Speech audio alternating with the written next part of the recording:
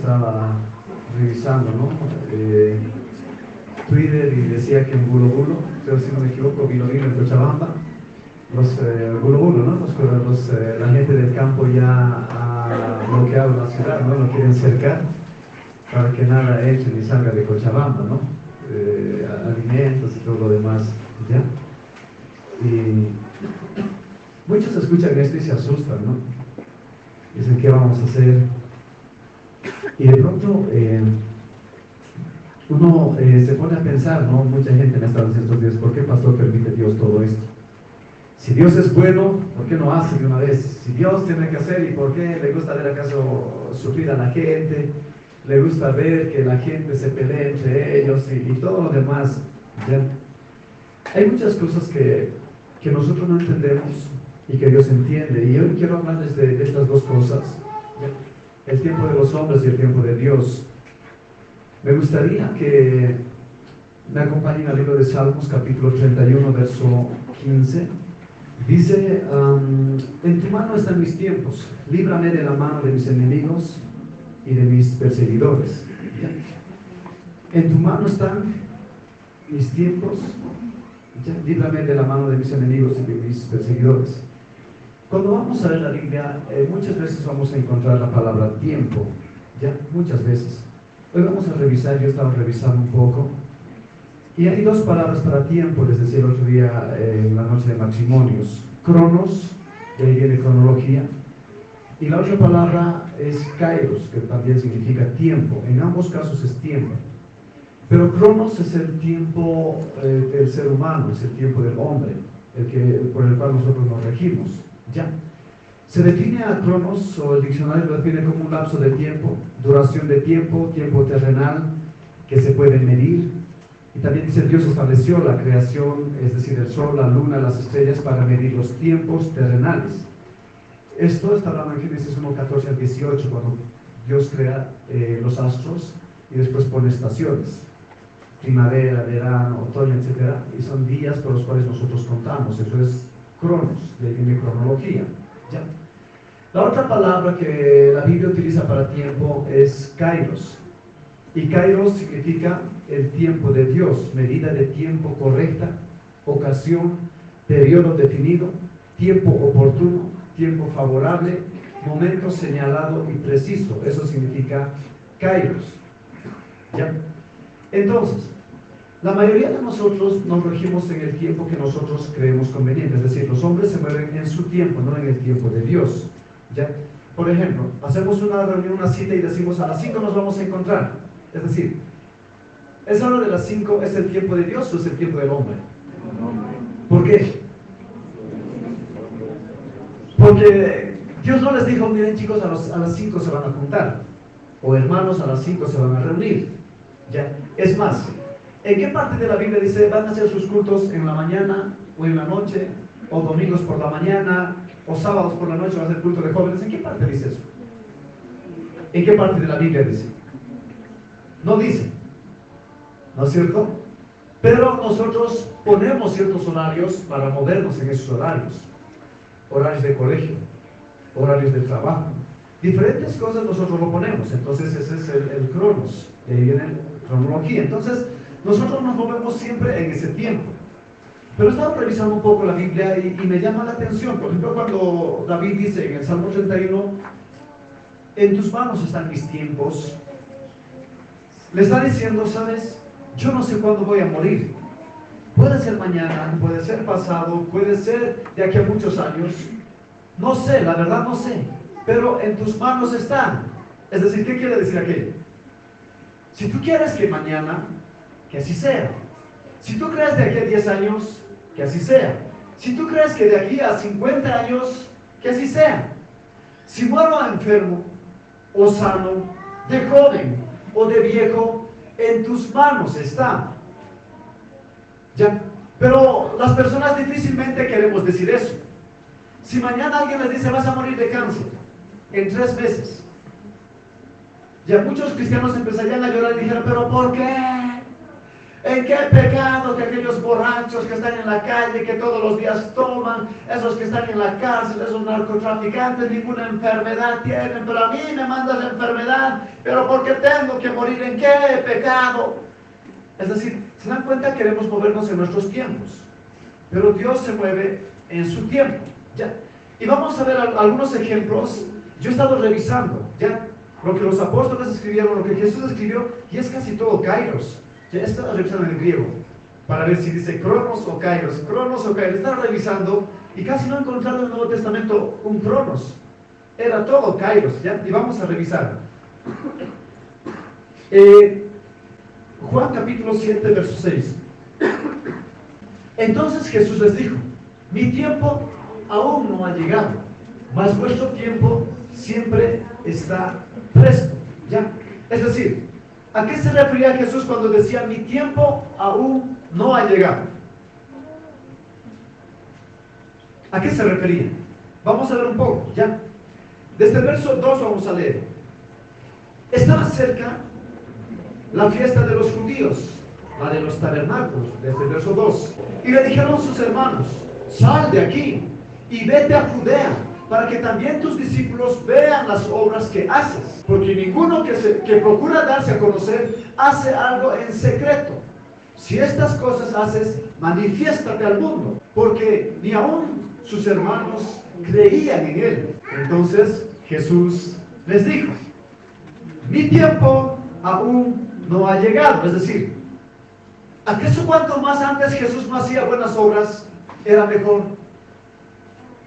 Si de aquí a 6 meses tengo que empezar, y hay gente que está sufriendo durante esos 6 meses, enfermedades, cáncer y padecimientos, ¿por qué Jesús no empezó antes su ministerio y empezó a hacer lo que tenía que hacer? Es más, sus hermanos le dijeron: ¿por qué no haces de una vez? Si dices que eres el Mesías, si dices que eres el Hijo de Dios, ¿por qué no te das a conocer? Aquí dentro nadie te va a conocer. Si tus discípulos quieres que te conozcan, o quieres que tus discípulos conozcan tu poder, salí a la calle y empezó a hacer todo lo que dices. Es decir, sus hermanos querían moverse en un tiempo, pero Jesús les dijo: mi tiempo aún no ha llegado. Y la palabra es kairos, ¿ya? Es decir, mi kairos, mi tiempo, o el tiempo de Dios todavía no ha llegado. Y la pregunta es decir, ¿acaso a Dios no le convenía que ya empiece a predicar y empiece a ayudar a la gente y a predicar, a rescatar gente y salvar, sanar vidas? ¿O acaso no? Dios no quería eso. ¿Por qué Pablo dijo: mi tiempo aún no ha llegado? Ahora, normalmente el ser humano tiene una medida, porque tiempo para muchos es una dimensión entre un punto A a un punto B, es una medida lineal, que en alguna parte de la vida ha empezado y ha ido corriendo, ¿ya? Para muchos es una medida lineal, para muchos es una medida circunferencial. Por ejemplo, los quechos dicen: ay, guataca, ribusaina, jaña, es decir, el año ya está volviendo, para ellos da vueltas. Diciembre, enero, febrero, marzo, abril, y vuelve, los quechos entienden así. Pero otras personas entienden una medida lineal, es decir, que empieza en un punto cero o en un punto A, como quieran, y avanza y va a avanzar hasta un determinado momento y tiempo. A todo esto se le ha ido dando mediciones, ¿ya? Entonces el ser humano siempre, yo veo por ejemplo a los jóvenes, ¿ya? Veo a los hermanos desesperarse. Quieren que Dios haga algo y dicen: ay, ¿hasta cuándo, pastor? Dios no me va a utilizar. ¿Por qué Dios no hace grandes cosas, pastor? Pero por ejemplo yo quisiera ser un gran predicador y Dios no hace nada conmigo, ¿ya? Hermanos que oraban y Dios les ha prometido muchas cosas, ¿ya? Por ejemplo, yo recuerdo de niño, tenía 5 o 6 años y mamá me decía: hijo, Dios ha dicho esto y Dios ha dicho esto. Y pasaba el tiempo, después de 10, 15, 20 años, porque ya 35, 37 años más o menos en el camino de Dios mi mamá, y pasaron los 20 años y me dice: o me habré equivocado, hijo, pero yo he escuchado claramente la voz de Dios que me ha dicho que va a hacer esto, y ya son 20 años y no pasa nada. Ahora la pregunta es: cuando Dios dice algo, ¿en qué momento lo va a hacer? ¿Quién me puede decir? Ya, en su tiempo. ¿Pero cuándo es su tiempo? Solo Él sabe, pero es decir, como hijos de Dios, nosotros también deberíamos saber ciertas cosas. ¿Ya? ¿Por qué? Porque Jesús decía, el Padre y yo somos uno. Todo lo que el Padre tiene es mío, y lo que es mío es de Él, porque somos uno. Entonces Jesús conocía el tiempo de Dios, por eso escribe Kairos. Mi tiempo, Él no utilizó cronos, es decir, yo voy a hacer cuando yo quiera, ¿a ustedes qué les importa? Si yo quiero voy a hacer de aquí a un mes, a 2 meses o a 5 meses, yo voy a hacer en mi tiempo. Jesús no les dijo eso. Les dijo, mi tiempo, es decir, el tiempo de Dios todavía no ha llegado. Pero sin duda ese tiempo tenía que llegar. Entonces Jesús no se movía en su tiempo. Él se movía en el tiempo de Dios. Y si se movía en el tiempo de Dios, conocía el tiempo de Dios. Ya, muchos a mí me dijeron en este tiempo, por ejemplo, pastor, hay que llevar a un presidente cristiano. Y yo dije, tal vez yo estoy mal, pero yo no creo que todavía sea un tiempo. Tal vez estoy muy equivocado. Pero viendo muchas circunstancias, yo creo que todavía, no es que Dios me dijo, pero yo les dije, yo creo que todavía. Y enseguida vamos a ver de esto. Ya. Entonces, nosotros hay que entender los tiempos de Dios, cuando Dios va a hacer algo. Ahora, les voy a dar algunos ejemplos. En el libro de Samuel, la Biblia habla de que el profeta Samuel fue a ungir a la casa de Isaí. Estaban sus hermanos y a ninguno de ellos los escogió y dijo, ¿tienes algún hijo más? Sí, al menorcito que está en el campo. Bueno, anda a traerlo. Él estaba con las ovejas. David viene, va donde está Samuel, y resulta que cuando está ahí lo unge y dice, este es el futuro rey de Israel. La noticia había corrido de tal forma que Saúl también se enteró. Ahora la pregunta es, lo ungió para ser rey, pero dijo, ¿después de cuántos años iba a ser rey? No. Ahora la pregunta es, ¿cuántos años creen que pasó para que sea ungido como rey? Llamamos el primero de Reyes, capítulo 2, verso 11. Este verso sintetiza todo. Los días que reinó David sobre Israel fueron 40 años. 7 años reinó en Hebrón y 33 años reinó en Jerusalén. 40 años. Fue ungido más o menos a los 13 años. A los 15 años aproximadamente mató a Goliat. ¿Ya? Ahora calculen, desde que fue ungido hasta que empezó a gobernar. Ya. Bueno, para no hacerles tardar mucho, ya. Aproximadamente David esperó 22 años para ser rey de Israel. Ahora imagínense, ya. Yo quiero que solo piensen en esto. Hay un pastor que viene y unge a un niño. Este niño va a ser un gran hombre, ya un adolescente de 12 años. Va a ser un gran hombre de Dios. Y resulta que tiene 18, 20, 25, 30. Y dice, ¿dónde está ese pastor mentiroso? Aquel que ha dicho que este iba a ser un gran hombre. Porque las personas nos desesperamos rápidamente. Las personas queremos que todo sea en el momento. Y peor hoy, con las redes sociales queremos todo al instante, y no tenemos paciencia para esperar. ¿Ya? Entonces, estaba revisando y digo, David esperó 22 años, es decir, 15 años pasaron y de pronto empezó a gobernar en Hebrón. Y yo me imagino la idea de David, ¿no? Es como si fuera alcalde, digamos. ¿Ya? Pasaron 15 años y fue alcalde. 1 año, 2 años, 3, 5, 7 años. Y después de eso recién fue rey en Israel. Es más, yo me puse a pensar mucho la forma en que David llega al gobierno, porque la mayoría no lee esta parte, ¿ya? Es decir, nosotros vemos, David fue ungido. Pasados los años, mató a Goliat, algunos años, unos 2 años. Y pasados los años, fue rey de Israel. Eso es lo que sabemos. Pero no sabemos cómo fue el rey de Israel. Y esta parte, los predicadores, la mayoría, no predican. ¿Ya? Resulta que una vez que muere Saúl y gran parte de sus hijos, hay uno que sobrevive. ¿Ya? Y Abner, el general del ejército de Saúl, dice, no, ese David va a ser rey, no te conviene, porque vos eres hijo de Saúl, y quieres que heredar el reino. Entonces va y lo posesiona al hijo de Saúl como rey. Pero resulta que Abner hacía todo. Pasados los años, Abner agarró a las esposas de Saúl. Se acostó con ellas y entonces el hijo de Saúl se enojó y le dijo: ¿qué te pasa? ¿Por qué te estás acostando con las esposas de mi papá? Y Abner le dijo: ¿sabes qué? Gracias a mí estás en el gobierno. Y el día que yo quiero, te saco de ahí. Es más, está profetizado que que David va a ser rey de Israel. Así que el día que yo quiero, te saco, porque gracias a mí estás aquí. Un día se enoja y va a hablar con David, que estaba en Hebrón, estaba gobernando. Y le dice: mira, David, hagamos un pacto. Ya que está profetizado que tú vas a ser rey de Israel, yo quiero que seas rey de Israel. Hagamos un convenio y un pacto, ¿cómo es? ¿Quieres o no? Y David dice: bueno, hagamos el pacto. Hacen el pacto. Y resulta que la mano derecha de David se enoja, Joab, el general del ejército. Y dice: ¿y por qué hay tanta fiesta en la ciudad? Porque estaba llegando. Es que ha venido Abner, el general del ejército de Saúl. ¿Y a qué ha venido ese? Ha venido a hablar con el rey y han hecho un convenio y ahora David va a ser rey.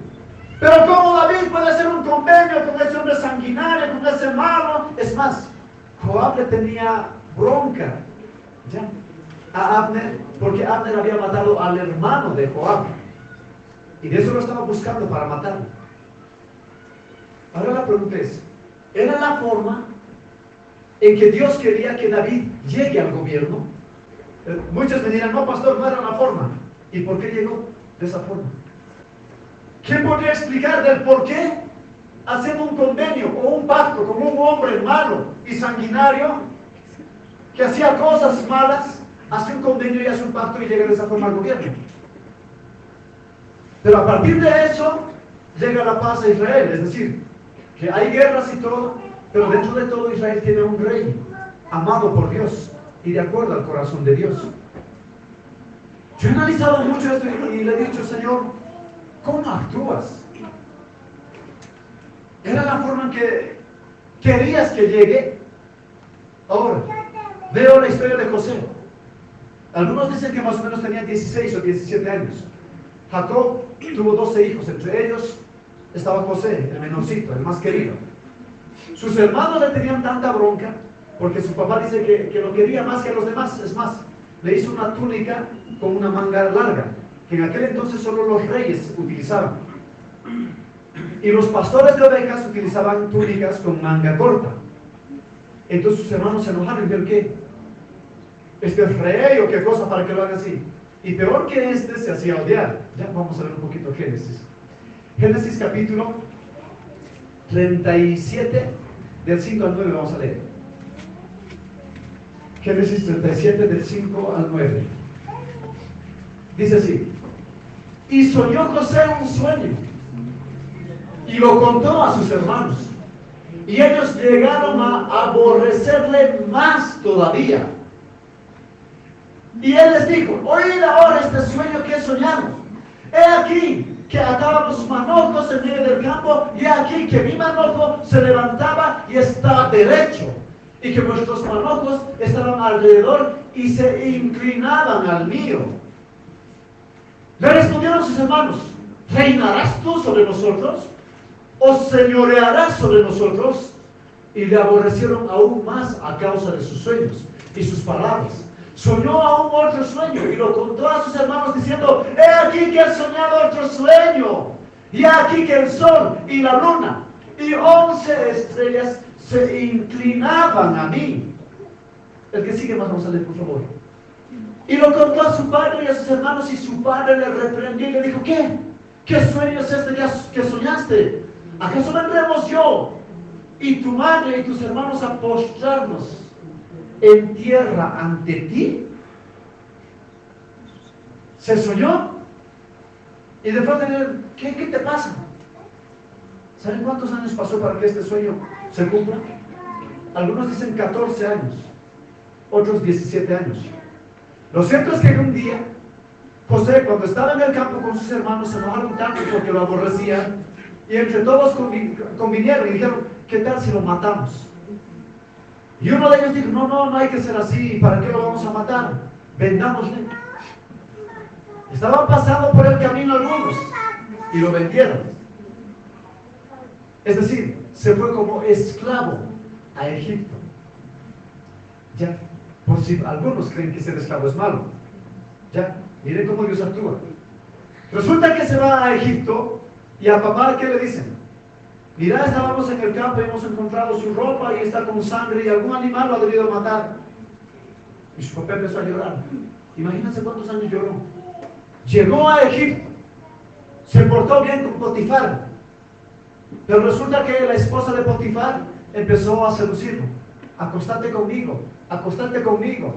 Y él decía, no, hasta que un día la esposa de Potifar dice que quiso acostarse con él a la fuerza, de tal forma que quiso sacarle la ropa y José dijo, no, y se escapó, pero se quedó la ropa. ¿Y qué dijo la esposa?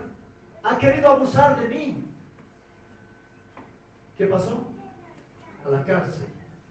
Un juicio injusto. Vendido como esclavo. Ahora en la cárcel. Cuando está en la cárcel, el copero y el panadero tienen un sueño. Le cuentan a José y José interpreta el sueño. Uno tenía que vivir, el otro tenía que morir. Efectivamente pasa así. Y al que vive le dice, cuando estés donde el faraón, acordate de mí. Es decir, contale que interpretarlo.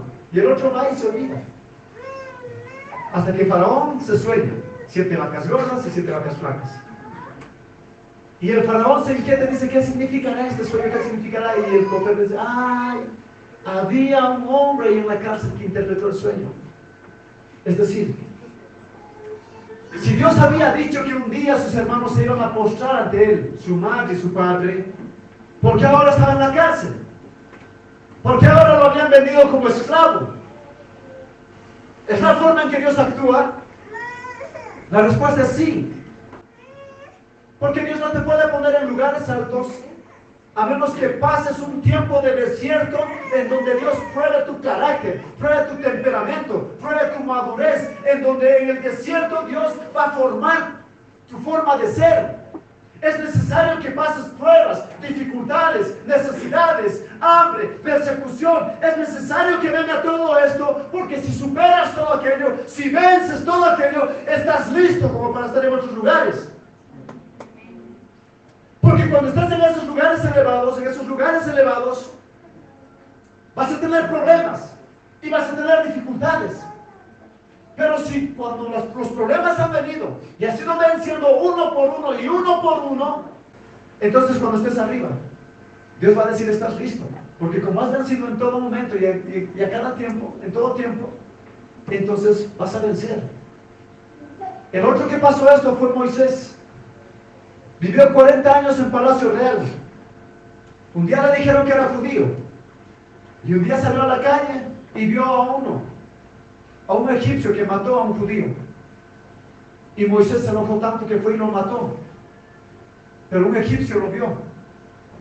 Y cuando dijo, ¿por qué los pegan a estos esclavos? Y el otro, ¿qué si le pegamos? ¿Nos vas a matar como al otro? Y Moisés se asustó. Se escapó de Egipto y se fue a vivir al desierto. ¿Cuántos años? 40 años. Es decir, era la forma en que Dios actuaba. Y a la mayoría de nosotros no nos gusta eso. Queremos que todo nos vaya bien, que todo salga bonito, que no tengamos enfermedad, que el trabajo salga bien, que tengamos dinero, que tengamos todo en la casa, que no haya nada que esté mal. Y cuando estamos así, oh Señor, alabado sea tu nombre, bendito eres. Cuando todo te va bien, qué fácil es adorar a Dios. Pero cuando te va mal, cuando tienes problemas, cuando todo te sale mal, ¿qué haces?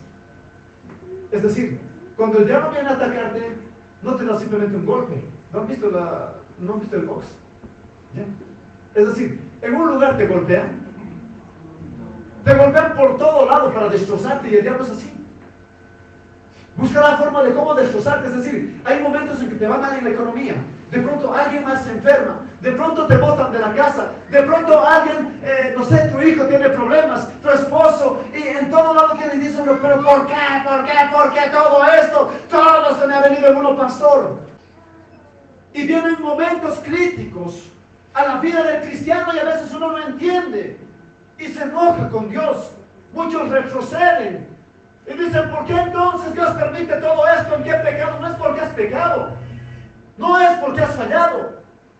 Quizá es porque Dios te está probando hasta dónde tienes la capacidad de perseverar, de salir adelante, de surgir. Dios está probándote para que un día te ponga en otros lugares relevantes, para que Dios un día te ponga en lugares altos, para que desde ahí también proclames su grandeza. Pero Dios te está capacitando, Dios te está preparando. Tienes que pasar ese tiempo de desierto, tienes que pasar ese tiempo de prueba, porque después la victoria es grande, es inmensa, es abundante.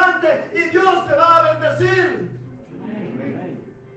Dios ha traído un tiempo de prueba a Bolivia, quizás este tiempo. Y muchos cristianos se asustan. Creo que vamos a quedar como Venezuela. Creo que vamos a quedar como Cuba. Estamos mal. El dinero va a caer, el dólar va a caer. Y se asustan de tantas cosas. Cuando la Biblia dice, no os afanéis por el día de mañana, que cada día trae su propio afán. Si José, siendo esclavo, ha sobrevivido, ya llegaron a ser parte de un imperio. Porque eso dice la Biblia en el libro de Génesis capítulo 45, verso 8. Génesis 45, 8 dice. Génesis 45, 8 dice. Así pues, no me enviasteis a cabo, siervos. Es decir, cuando ya se da a conocer a sus hermanos. Miren la actitud de un cristiano maduro, de un hijo de Dios. No les echa la culpa, no les dice, ustedes me han vendido, van a pagar todo. Por culpa de ustedes he entrado a la cárcel.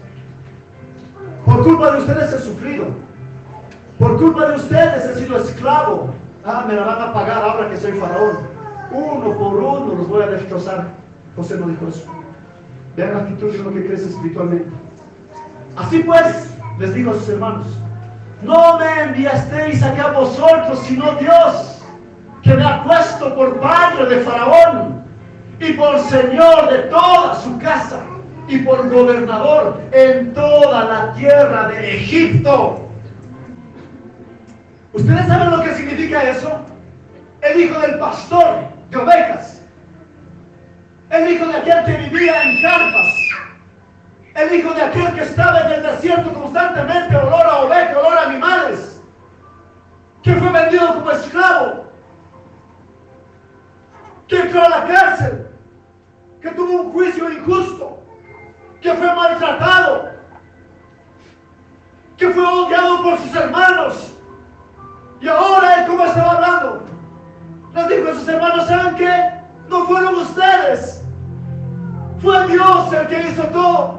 Dice, fue Dios que me ha puesto por padre de Faraón y por señor de toda su casa y por gobernador en toda la tierra de Egipto. Y un día tú dirás, fue Dios el que me hizo pasar ese tiempo de desierto. Fue Dios el que trajo los problemas a ese país.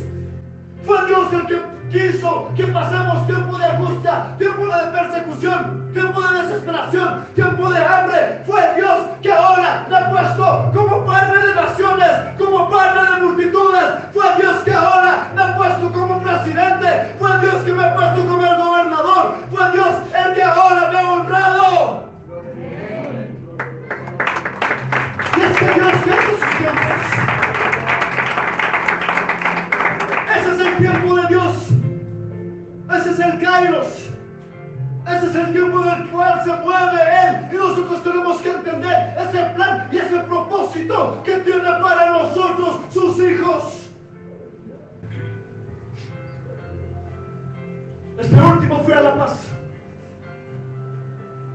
Hamlet Barrientos, que estuvo tantos años en el Tigre. Estuvo tantos años ahí. Trabajando. Y resulta que este último cambian al técnico. Y se va el técnico. Y va Mauricio Soria. Lleva su propio cuerpo técnico. Y a Hamlet Barrientos le dice, mira Hamlet, no te voy a votar, pero puedes quedarte aquí. Pero vas a ser el ayudante de mi entrenador de arqueros. Para muchos, qué humillación. Es decir, yo soy un profesor de primera en tantos equipos y he salido campeones con muchos y ahora me quieres poner como ayudante de tu entrenador. ¿Saben qué hizo Hamlet Barrientos? Dijo, bueno, profesor, no se haga problema. Yo le voy a ayudar y voy a ser su ayudante. Cuando fui a La Paz, me dijeron, pastor, algunos de sus amigos estaban enojados. ¿Cómo lo van a poner así? ¿Cómo lo van a humillar? Eso es una humillación para Hamlet. ¿Cómo lo van a poner así?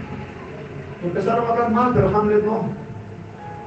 Y ese día que hablé Hamlet, Dios sabe lo que tiene para ti. A las horas, lo llamaron para que sea parte del cuerpo técnico de la selección boliviana.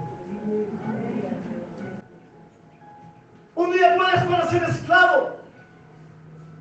Un día puede parecer que no tienes nada y que todos tienen mucho. No te preocupes.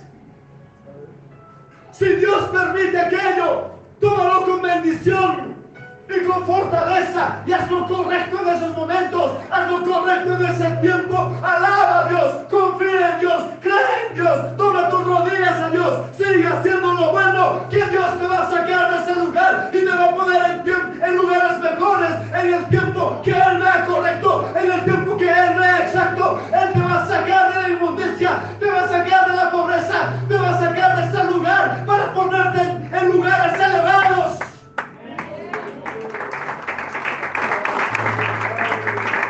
Así es nuestro Dios, así es nuestro Señor. Y no tenemos por qué preocuparnos de todo lo que venga.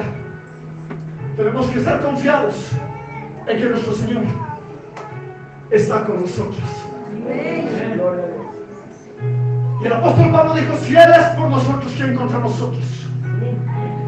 Ni lo alto ni lo profundo, ni lo ancho, ni lo porvenir, nada me separará del amor de Cristo.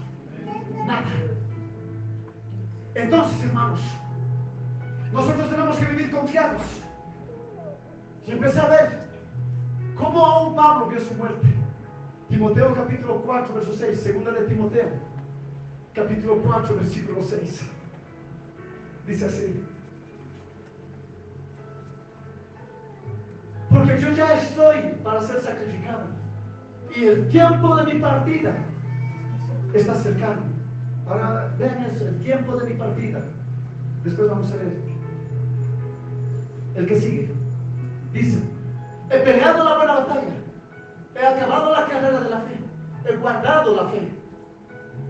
Por lo demás, me está guardada la corona de justicia, la cual me dará el Señor juez justo en aquel día. Y no solo a mí, sino también a todos los que aman su venida. Es decir, revisé otra vez tiempo y era nuevamente Kairos. Es decir, el tiempo en que voy a morir está cerca. No sé cuándo va a ser. Es decir, Dios dirá ese día, pero parece que está cerca. Pero dice, mi corona está guardada. ¿Ustedes creen que estaba esperando ese día con desesperación? ¿O con tristeza? ¿Ustedes creen que estaba llorando y diciendo, Señor, no quiero morir? Ay, ¿por qué tanto problema? Él estaba feliz de esperar aquel día, porque es el día glorioso que todos esperamos. Es el día glorioso en que vamos a estar para siempre con nuestro Señor, Rey de Reyes. Ese es el día hermoso en el cual nos vamos a unir para siempre y vamos a estar por los siglos de los siglos con Él, apartados de todo pecado y de toda maldad. ¡Aleluya! Ese es el día que esperamos. Ese es el momento que esperamos. Ese es el tiempo de Dios. Ese es su tiempo. No es en nuestro tiempo, es en su tiempo. Él se mueve en su tiempo. Deja de querer hacer que Dios mueva en tu tiempo. Él va a hacer todo cuando vea conveniente. Por eso Él dice, yo soy su padre y ustedes mis hijos. Ustedes conocen perfectamente en qué tiempo van a dar las cosas a sus hijos. Los niños quieren muchas cosas. Papá, ¿me puede regalar 100 bolivianos? Un niño de 3, de 4 años. ¿Y le vas a dar? El niño de 5 años, regálame una moto, papá, para que vaya por la calle a pasear. ¿Le van a dar? ¿Por qué no? ¿Por qué le dicen? No es tiempo todavía, hijo. No es tiempo. Ahora no es tiempo. Ustedes dan a sus hijos en el tiempo que ven conveniente. Y bueno, Dios nos da en el tiempo que vemos conveniente. No te desesperes si estás esperando una casa, si estás esperando trabajo, si estás esperando dinero, si estás esperando a que Dios te utilice. No te desesperes. Pero trabaja cada día, trabaja y esfuérzate cada día, que Dios te va a dar aquello que estás esperando, aquello que estás pidiendo en su momento y en su tiempo, no antes, no después. El tiempo de Dios es exacto, el tiempo de Dios es perfecto, el tiempo de Dios lo hace como Él quiere, cuando Él quiere. No es en tu tiempo, es en nuestro tiempo, es en su tiempo. Y si a Él le place que pasemos como José, pasó tiempo de esclavitud, o tiempo de pruebas, o tiempo de hambre, con gozo y con alegría, vamos a pasar ese tiempo, y vamos a vencer ese tiempo, y vamos a un día mostrar la gloria y el poder de nuestro Señor. ¡Aleluya!